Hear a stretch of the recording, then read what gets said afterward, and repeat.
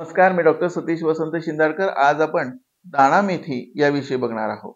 मेथी दाणा म्हणजेच मेथीचे बी आपण आहारामध्ये पातळ भाजीच्या स्वरूपात थंडीच्या दिवसांमध्ये मेथीला भाजून दळून त्याचे लाडू या प्रकारामध्ये सेवन करत असतो। तसेच अनेक प्रकारचे व्यंजन देखील बनवत असतो। अशी ही दाणा मेथी गुणाने उष्ण असल्यामुळे हिवाळ्यामध्ये लाडूच्या स्वरूपात सेवन केली जाते। दाणा मेथी कोलेस्ट्रॉल कमी करण्यासाठी अत्यंत उपयुक्त असते आणि कोलेस्ट्रॉल कमी झाल्यामुळे पर्यायाने हृदयासाठी ते अत्यंत उपयुक्त असते। दाणा मेथीचे योग्य मात्रेत सेवन केल्याने पोटातील गॅसेस, अपचन, पोट फुगणे, कंबरदुखी इत्यादी लक्षणे कमी होत असतात।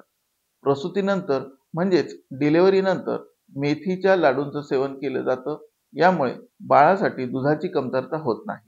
तसेच ज्या स्त्रियांना मासिक पाळीच्या वेळी पोटात दुखते, जडपणा जाणवतो इत्यादी लक्षणे असतात, त्यावेळेला ही लक्षणे मेथीचे दाणे भाजीच्या स्वरूपात सेवन केल्यास निश्चित दूर होतात।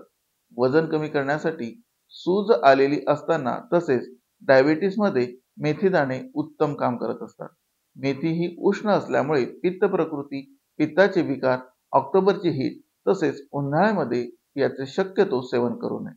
तसेच ज्यांना गॅसेस, अजीर्ण, ऍसिडिटी, ॲलर्जी आणि हाय ब्लड प्रेशर याचा त्रास असेल अशांनी देखील वैद्यकीय सल्ल्यानेच याचे सेवन करावे। अशा प्रकारे उष्ण ऋतू सोडून थंडीच्या दिवसांमध्ये दाणा मेथीचे सेवन निश्चितच फायदेशीर असते। नमस्कार।